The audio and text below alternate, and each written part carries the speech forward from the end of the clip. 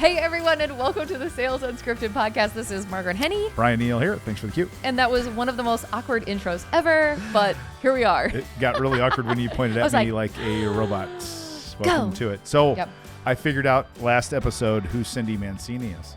Oh, and I was you wrong. I didn't look it up, but I thought about it during our last recording. Oh my gosh, I can't believe that you kept that in. Cindy I would Mancini. be like, hold the presses. Cindy Mancini is the main character. I have to fact check this again. In Can't Buy Me Love. That's Cindy Mancini. Cindy Mancini is the main character in Can't Buy Me Love. Okay, here's the thing. I know of the movie. Never seen it. Never seen it. I know. Who's in it? What? Who's in it? Matthew Broderick. McDreamy.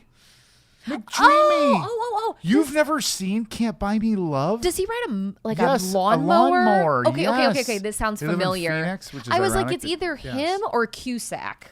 No, What's John the Cusack. one that Cusack's in with the? That's either Pretty in Pink or the boombox over the head. when he plays Peter Gabriel. It's oh my God, it's What is that? I keep wanting to say it's Pretty in Pink, but it's not. No, somebody jump in the comments and let us know what it is. I know. But I was so full of Cindy Mancini. Okay. Good. Anywho, glad we figured that out. We're going to talk today in a minute about extreme clarity. Margaret mentioned last episode at the end a little bit about clarity, so I want to talk and throw something to you and see what you think. I did have one question. This is on the edge of inappropriate. I'm just warning you, but it's a commercial.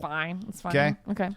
So ED is a thing, right? You hear about ED a lot. Sure. There's a lot of commercials about ED, and then you got Hims and all these places that are jumping in the ED world. Yeah. So there's a place here in Indianapolis called the Indianapolis Men's Clinic. Right? It's for ED pain. It's good for them. It's great, right? But there was a radio commercial that I thought was interesting. Okay. They have it's the Indianapolis Men's Clinic. So you have ED, you have an issue, right? Okay. You get the issue fixed, and then you're back to being intimate. Okay. And they have a guarantee. Oh. And they have what they call the intimacy guarantee. We guarantee that you will restore yourself to intimacy or you don't pay. My question is, how do you prove it? Exactly. I'm like, do I bring in a sample or a camera or what do I do with this? Is this an honor system? Like, who are we interviewing I'm like, hey, man, afterwards? I want to show you a picture here. Are we this like talking to their working. Are we talking to their wives afterwards? Doing? And they were like, Seriously, it ain't it's working. not going. It's not going, gang. No, we got to do something different here. So we didn't pass the intimacy guarantee. That is actually but it's a real commercial. hilarious. Like, we offer now the intimacy guarantee. Guarantee we restore intimacy, or you don't pay. Are they okay? Wait, are they saying this like ironically? I don't. Or that's what I don't know. Is it kind of funny? I don't know. That's why I they brought had it up. The same question. I bet they were like, "How are they going to prove it?" Or they're like, "Hey, I got an dare idea." you. Yes. Well, then I'm thinking too. Then your brain starts to take off. Like, I bet there are people that will prove it in their own way, right? They'll do something. They'll bring some proof in. Sure, they will. So if someone could let us know if they have any experience in proving lack of intimacy to a men's clinic. Chime in the comments or not or don't. Hilarious. Isn't that funny? Where did you hear funny. this? Like in the on car? the radio? Yeah, it was like in sports radio. It's where all those advertise on sports radio, which is why I heard it. And it's just like whatever. Isn't that funny though? Hilarious. Intimacy guarantee. Give them some kudos and credit though for standing behind their product. Oh, yeah, right? It's called standing on business. It is. Like stand on business. Here we go with all the puns for the Indianapolis Men's Clinic. I'll stop So I thought that was there. interesting. Yeah, that was just a fun thing. Hilarious. We've to come up with our own funny commercials. Intimacy guarantee. So, and I'm wondering, and then I suppose then on the other side of it, you're like, yeah, it's working great. I mean, you just like, roll back. Yeah. Right. Keep it rolling. Anywho. Funny times. Okay, let's talk about. What's our topic? Let's go from What's our that topic? to Sales. Sales. Yeah, We do talk about sales on this podcast. Extreme clarity. Talking about extreme clarity. Exactly. Here we go. Okay. So this came up. It's come up with several clients, and it's a matter of dealing in reality. This has to do with a little bit of forecasting, a little bit of funnel work, a little bit, but where deals are. And what I'm noticing is, salespeople tend to be optimistic by nature. Sure. They tend to be hopeful by nature, Okay. and because of that, their objectivity gets clouded.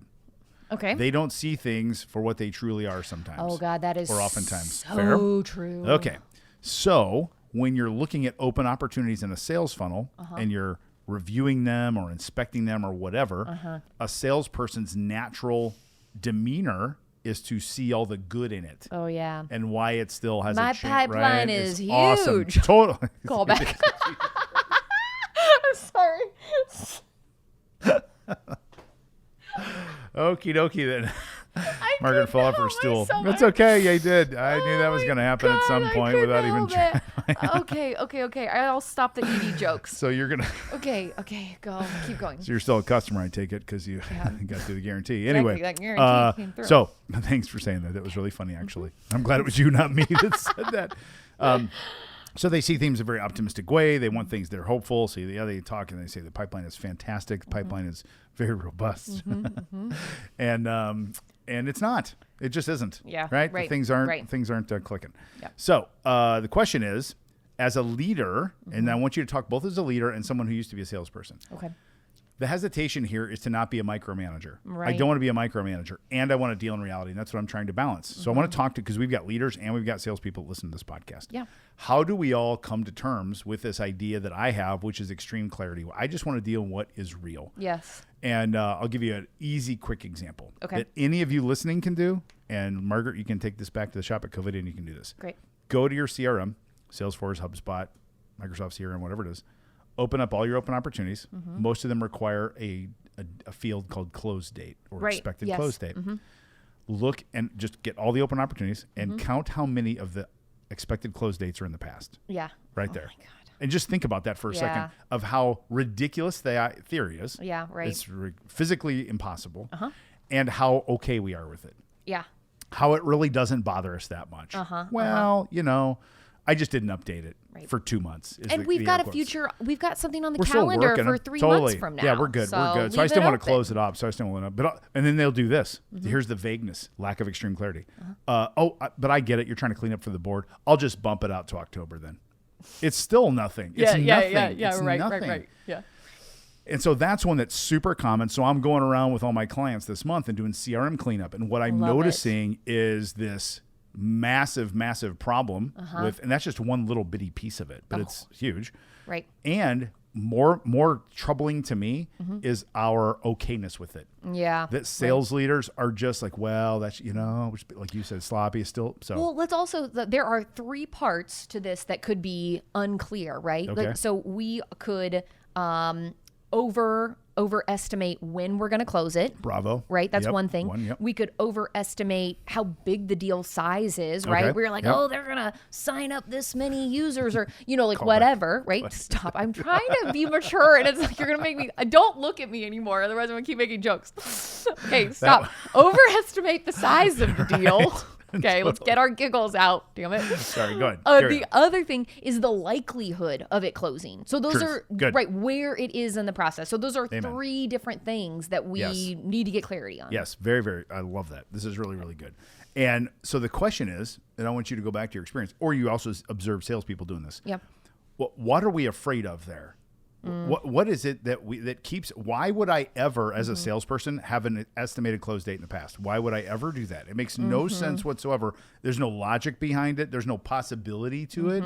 And then we make some excuse like, well, I just didn't or I didn't. But then that tells me that you're just sort of throwing shit against the wall and hoping some things close. Yeah. Which doesn't sound very professional and strategic and like you really want to win deals and stuff. Yeah. You know what I mean? Yeah. And I don't think it's helpful for customers. Well, here's what they're probably doing, and I can empathize with this, but it is Okay. not great, Yeah. right? Like when you have that there, I'm going to use the word pipeline again, so prepare You yourself. can do it. I'm good. Right? We're good. Okay. Pat, so, giggles are out. Okay, Shook it good. up. So you're like, okay, my pipeline's pretty full. It looks good. Like Yep. whatever. But when you start getting more realistic about that, you start to see it becomes very clear. I need to be doing a lot more prospecting. I need to be doing more outbound. It's not as full. There's not as much opportunity as I had imagined. Yeah. Now, obviously, that's not doing you any favors by living in kind of this fantasy world about what might be. Yeah. But I can understand why you do it, because when it's not, guess what? Your manager comes knocking and saying, wait, what's going on there? Right. We need to Right. get on it. Yes. But it's for your benefit. Totally. But I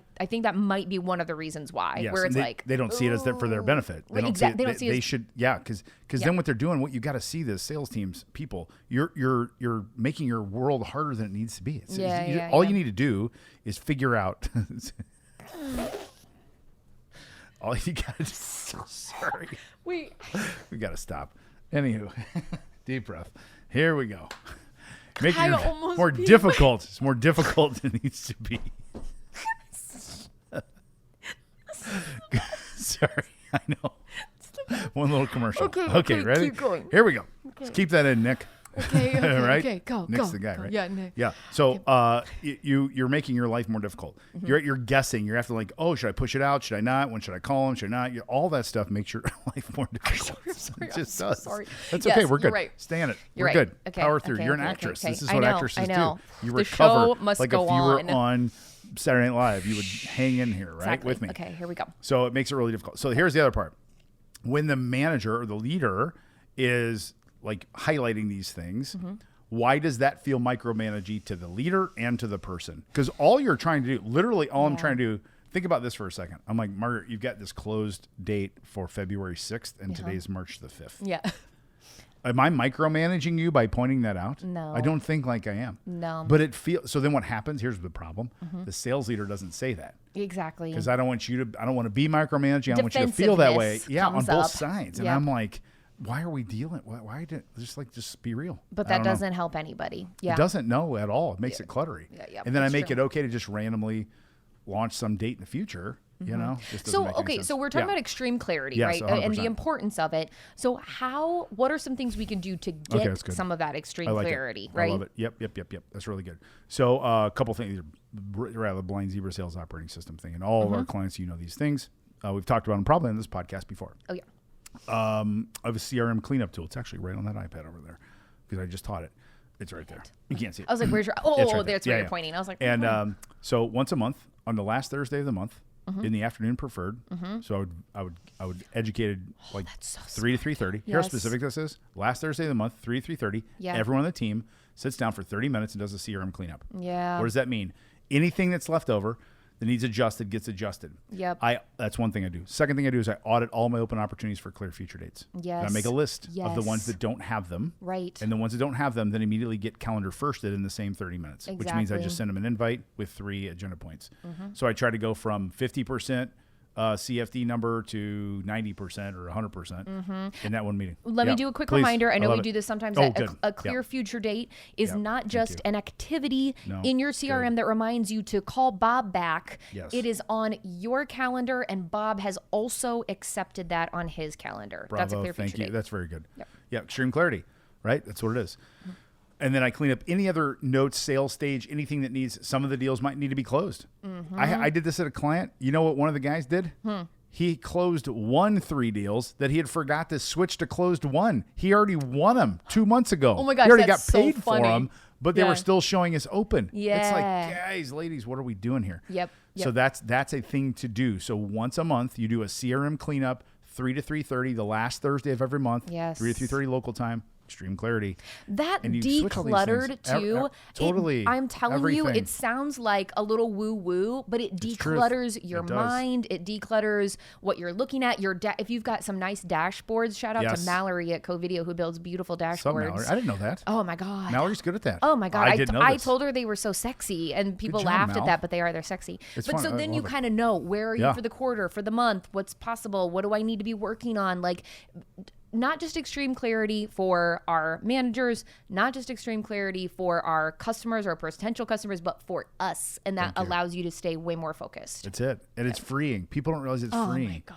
And I know you might not, like you said So earlier, like you might go, freeing. I don't know as much in the funnel, but I need to go prospect. That's your freaking job. Yeah, That's right, what you do right. for a living. Yeah. And so, yeah, you do need to go prospect because that's what we pay you to do. Yeah, exactly. So those are a couple things to do. And then that makes lists. So one list is deals that don't have a CFD. I put calendar first on that. Let me explain calendar first too. Oh, yeah. So that's Good where we call. give a quick, small email just to catch up to say I want to schedule some time. I do a 3-point agenda, super brief, and then I hit send, and then I pick some time and I send a 10 or 15-minute meeting to someone. Yep. Very small. Love it. That's calendar first. By the way, That these gets are people that we're already engaged with. already engaged, never cold, never Okay. cold on that one. Yep. And then I do that, and then some of them it'll be closed the file time because some of these deals have been sitting open for so long. You've got no activity. You haven't talked to them since last August, and it's sitting here in March. It's still open because like you said, I don't know this episode or last, like they haven't said no yet, or like there's still a chance. Right. Here's another confusing thing. This just happened on a call I had. People think that when I lost a deal, I can't sell to them anymore or talk Right. to them. Like, where is that written? Yeah, you know what I yeah, mean? yeah. Just lost the thing, get out of the funnel, but keep calling them and talking to them, right? Absolutely. Send them co-videos. Try to get them back engaged. Yep. Send them a little scoop message, whatever. So that's another just flawed logic thing for me. So if you do that, here what's great. So we do this at Blind Zebra, and it's my wife Stephanie who manages most of the stuff, virtually all of it. But we don't have to do CRM cleanup anymore because she is so disciplined at the other stuff. Yeah. You could open our CRM at any point in time. Right now, you could open it up. There's nothing in the past. Do you know how nice that is? 42 open opportunities she's working right now. 42. That's a nice. Isn't it great? That's awesome. It's great. Clean, right? And that's a nice number of opportunities. Yeah. You That's know? great. That's great. So if you're listening to this, I love what Margaret, you said this twice. Do this for yourself. Don't do it because we said to do it, your boss, or you're required to. Do it for yourself to just run a nice, neat, territory, and your job gets easier. Absolutely. Well, and then you brought up a great thing where you said, isn't that a nice number of opportunities? Like, imagine having 200 open opportunities, and then you're like, where do I start? So you don't have clarity on prioritization really either. So it's like, if you know a really good number of opportunities that you can work and do it well, like you can stay in that zone. And obviously it's going to depend on deal size, and all that sort of thing. We're bringing it back around. You guys, size doesn't matter. So what you're saying is you couldn't help it, could you? I couldn't. I knew we'd have to do some kind of callback at the end. All right. So, but then it also lets you know how to prioritize, because otherwise it's just a hot mess for a lot of reasons. 100%. So, there we go. So thanks for listening to our first NC-17 episode of the wrong podcast of Sales Unscripted Podcast. Whoopsie daisy. That was funny, wasn't it? Goodness. I hope you guys got a good laugh, because I sure did. We sure did. Boy, some cackles. Keep all that stuff in there, Nick. That's it. Go follow us on LinkedIn. Yeah. We have a LinkedIn page, yeah? Oh, yeah, we totally do. Yeah, Sales follow us on there. And then follow me and Margaret. Because I've been getting some people. Also, local, right? I love deal work. Shoot me a message. Send me a video. Like, I can't tell you how fun it was to do that deal work with Laura. I know that was call back to the last podcast, but if you guys are like, hey, I've got this situation, send it, put it out on the LinkedIn community. You don't have to name names about people that you're working with if you want it to be private. Oh, we can get people in there. Like, we can respond. Other people in the community can get in on it. Might as well, right? Why wouldn't we do that? That's it. So thanks for listening. We'll see you next time. Bye, guys. Bye.